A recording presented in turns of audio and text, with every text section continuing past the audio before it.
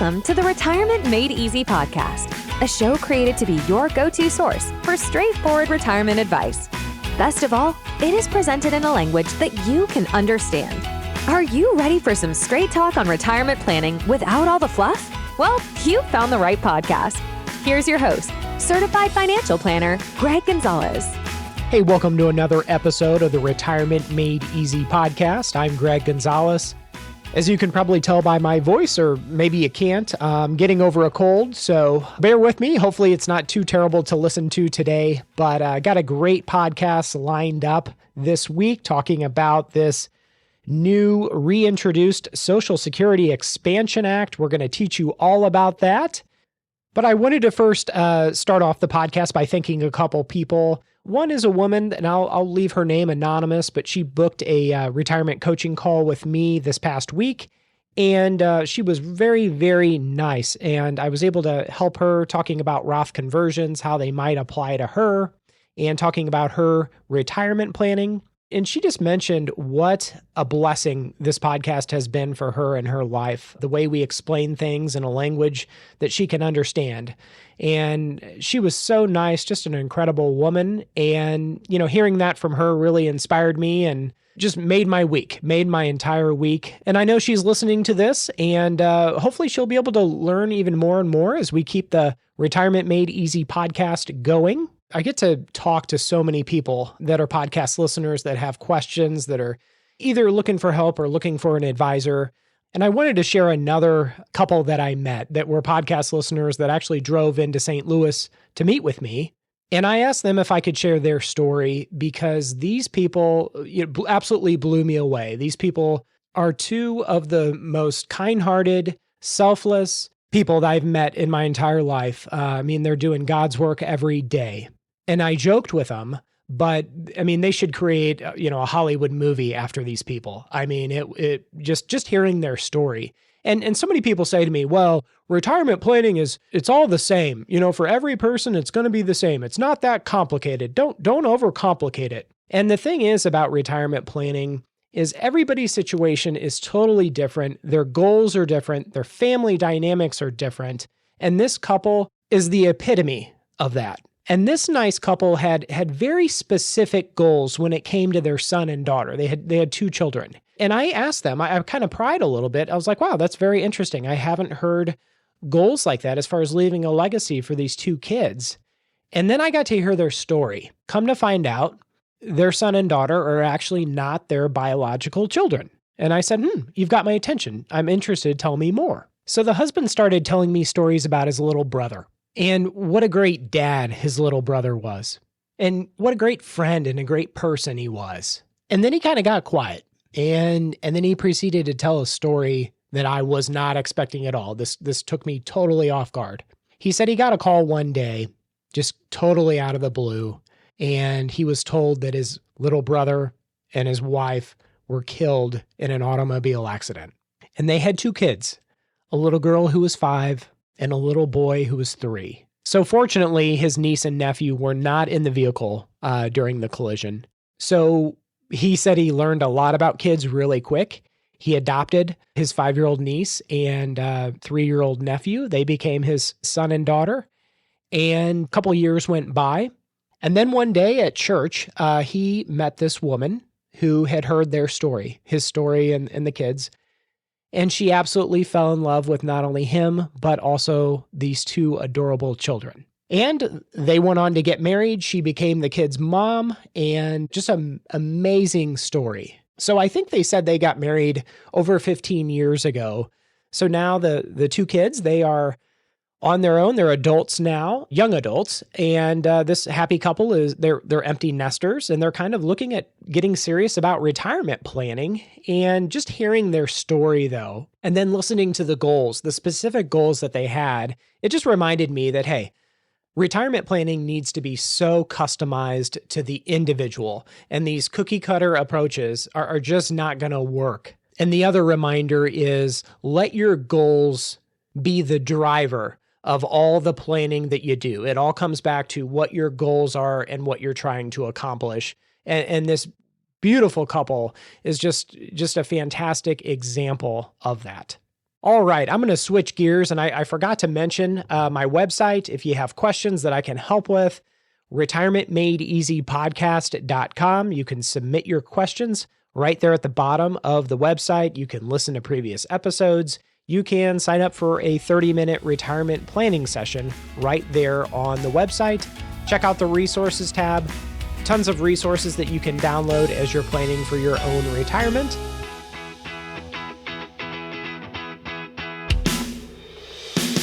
All right, let's switch gears totally here and talk about the Social Security Expansion Act. It was just reintroduced, and I can't help but, share my opinion on these things, so you'll have to kind of forgive me, but you'll get to hear my opinion anyway. But the whole idea, I think, behind, or it should have been the whole idea behind the Social Security Expansion Act that was just reintroduced from four people, a couple of congressmen, and then Senator Bernie Sanders and Senator Elizabeth Warren are kind of leading the charge with this entire bill. And I mistakenly thought that, the whole idea behind this bill was to try to keep Social Security solvent.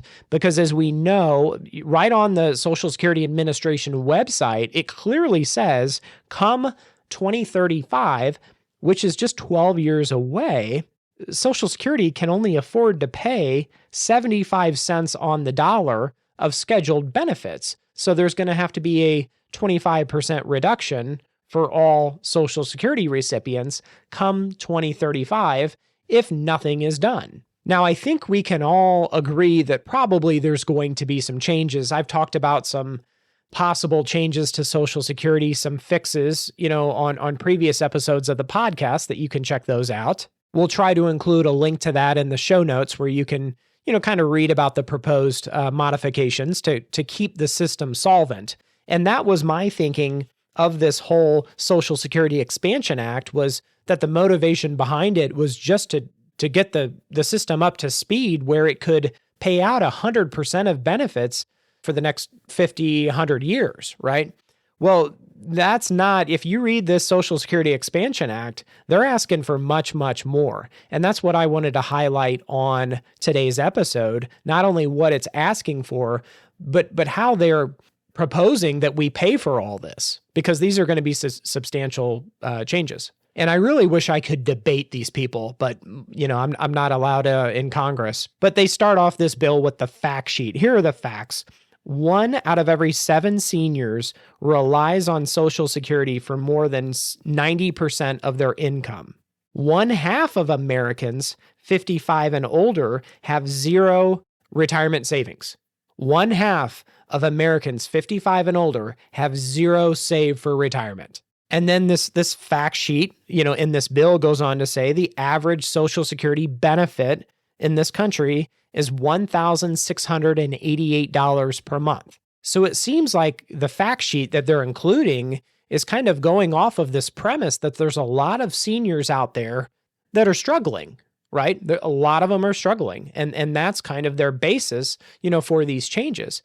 But the fact of the matter is there's a lot of people that are receiving Social Security that aren't seniors, right? And so they're trying to overhaul Social Security. And one of the main things that they want to do, first and foremost, is to increase the Social Security benefit for all Social Security recipients by $200 per month, whether you're a senior or not. So that's main point number one, is they want to increase the monthly Social Security check for all Social Security recipients by $200 per month. And so there's 4 main points I wanted to make of this bill. There's others that I'll kind of leave out because these 4 main make up the bulk of this bill. Number 2, this thing I actually agree with. I think this is a good idea, but they do want to change how the cost of living adjustment for Social Security recipients is calculated. Right now, it's calculated based on a CPI-W index, and they're wanting to change that to the CPI-E index, which is for the elderly. And what it does is this really is a better indication of the spending habits of Social Security recipients, the CPI-E. And to me, that makes total sense. There's a lot of people that are spending a lot of money on doctor's visits and medical, and prescription drug prices, they keep going up and up and up. So in my opinion, for those people that are receiving their Social Security retirement benefit, I think it's smart to track the cost of living or inflation based on the spending habits of somebody in that age group. That totally makes sense. They should have done this a long time ago. So that's main point number 2 of this bill. I actually think that's a good idea. And main points number 3 and 4 are basically how the heck we're going to pay for all this. So you've got to be saying, okay, what's the catch? If we're going to increase everybody's Social Security check by $200 a month, how on earth are we going to pay for that? Well, here it comes. So the way it works now is people pay into Social Security on the first $160,200 that you earn. You pay in to Social Security 6.2%, and then your employer pays in 6.2% of the first $160,200. So for the people making over $250,000, they would pay in to Social Security that same 6.2% on everything above $250,000. So if you make less than $250,000, there's going to be absolutely no changes. So this is really trying to hit, the high income earning people. Let's use an example. Let's say somebody makes $1 million right now. So the way it stands right now, the first $160,200 that this person makes, they're paying 6.2% into Social Security. Their employer is paying 6.2% into Social Security. For every dollar that they earn above that limit, they're not paying into Social Security. So what this Social Security Expansion Act is saying is, okay, there would be kind of a grace between, 160,000 and 250. And then for every dollar on the last $750,000 that this person earns, they would all pay into Social Security 6.2%. So if I took $750,000 and took that times 0.062, 6.2%, that's $46,500 that this person would be paying into Social Security. And previously, the way it worked, they didn't have to. So $250,000 seems to be that magic number, but they're not going to stop there. Main point number 4, for those people that make $250,000 or more, currently there's a net investment income tax of 3.8% that you would pay on capital gains for investments. If you bought mutual funds or stocks, and heaven forbid you bought cryptocurrency and had big gains, and your income's over $250,000, currently that tax is 3.8%. It would increase 12.4%, which would take it up to 16.2% for a net investment income tax. Again, that would apply to people with incomes above $250,000. So again, we're talking about capital gains on stocks and mutual funds and investment earnings here. So with these changes, Senator Elizabeth Warren in this bill is saying that the Social Security Trust Fund would remain solvent until 2096 if these changes were put into place. So as you can imagine, after hearing these main points of this whole bill, this whole proposal, there's a lot of things running through my mind. Number one, we've got a divided Congress right now. So chances of this passing are much lower now that we have a split Congress. The other thing to consider, just as I think more about this, is you're asking politicians who are high income earning people to vote for a bill that's going to really, really tax all their wealthy friends and supporters. The other thing is if you increase net investment income taxes like they're proposing, do you know what that's going to do to investors and the wealthy that are making these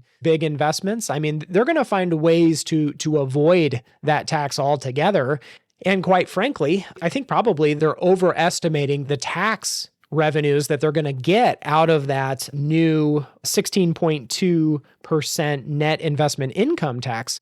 Because if you slap an additional 12.4% tax on higher income earning people on their net investment income, man, they're going to find ways to avoid that. They're going to strategically pivot to avoid that extra taxation. The other thing is this extra $200 per month that's for all Social Security recipients. That's a permanent increase. And then you've got cost of living raises on top of that. I have many clients that I work with that they don't need an extra $200 per month. They're doing just fine. And I think they're honest, humble people. They'll tell you, it's really not going to change our lifestyle. We've got a nice retirement plan set up. Give the $200 a month extra to somebody who needs it. But again, this proposal is for every Social Security recipient, not based on need or anything like that, which I think is a big, big mistake. I mean, there's so many other ways they could have proposed this. They could have said, okay, for the people that are getting Social Security checks of less than the average Social Security check, so that's $16.88 per month is the average Social Security check in this country, maybe we'll raise those people's Social Security check by more than the people that are above the average. And I always think of my grandmother, in times like this, my late grandmother, because she would tell it like it is. She didn't sugarcoat anything. But if I explained this to her conceptually and said, okay, you're getting this check right now, let's say she's getting $2,000 a month for her Social Security benefit based on her lifetime earnings that she'd paid into Social Security. If I said, hey, Grandma, they're going to give you an extra $200 per month, she would say, well, I paid into Social Security for 35 years while me and your grandfather worked. And the amount of the check that I get right now is based on how much we paid into over the years. I don't deserve that extra $200 a month. Why are they giving me that? And I really have to agree with my grandmother on this one. I think your Social Security check should be based on how much you paid into Social Security, not how much somebody else, like a high income earning person, paid into Social Security. To me, that just doesn't seem fair. At the same time, I realize there's a lot of people that are hurting because inflation over the last 18 months or so has really hurt a lot of retirees. So I get that. But part of that inflation, who's to blame for that inflation? Well, it's the Federal Reserve and these politicians that have printed trillions and trillions of dollars, created a lot of this inflation. I mean, it's just simple economics. If there's more dollars to go around, well, the dollars that are there are less valuable. It's kind of like a very, very rare coin. If there were thousands and thousands and thousands of that coin, well, they would all be less valuable. But if there was only one or two in the world, they're going to be extremely valuable because they're so rare. So when you print trillions of dollars, we really can't be surprised when inflation is like it is. The other thing I want to mention is increasing taxes during a recession or as an economy is entering a recession is a bad idea. So the timing of this is, it's pretty bad. And anybody with an economics background will tell you, yes, increasing taxes when the economy is in the toilet is a bad idea. And the reason being is because if you increase taxes on people, they have less disposable income. Their taxes go up. That means their take-home pay goes down. The amount of money they have to spend goes down. So that's less money that they can use to buy a car, to go on a vacation, go on a trip, spend in the economy, buy things, which is good for the economy. So by increasing taxes, they have less money to spend and they realize that and they spend less. So if you ask any economist, they'll tell you, well, how do you get out of a recession? How do you improve the economy? You lower taxes, you lower interest rates. People will spend more money, right? Lower taxes, they got more money to spend. Lower interest rates, it's cheaper to borrow money. Money moves freely. But right now we've got high inflation, we've got high interest rates. And, with this Social Security Expansion Act, we might have higher taxes. So that would, all three of those just kind of push you more further and further into a recession.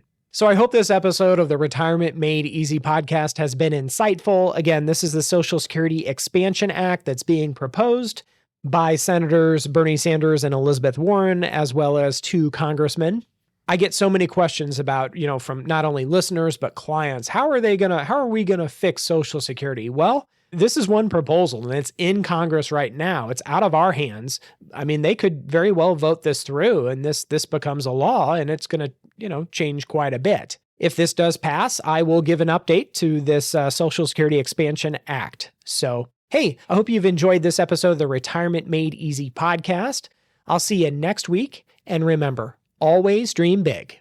The opinions voiced in this material are for general information only and are not intended to provide specific advice or recommendations for any individual. To determine which investments may be appropriate for you, please consult your attorney, tax advisor, or financial advisor prior to investing. This is a hypothetical example and is not representative of any specific investment. Your results may vary. All performance referenced is historical and is no guarantee of future results. All indices mentioned are unmanaged and may not be invested into directly. The SmartVestor program is a directory of investment professionals. Neither Dave Ramsey nor SmartVestor are affiliates of St. Louis Retirement Advisors or LPL Financial. There is no guarantee that a diversified portfolio will enhance overall returns or outperform a non-diversified portfolio. Diversification does not protect against market risk. All investing involves risk, including loss of principal. No strategy assures success or protects against loss. Securities and advisory services offered through LPL Financial, a registered investment advisor, member FINRA, SIPC. Thank you for listening to the show today. Check us out at our website, retirementmadeeasypodcast.com. And if you want some help from Greg, submit your questions at the bottom of the page or sign up for a 30-minute retirement coaching session with Greg. We'll see you next week.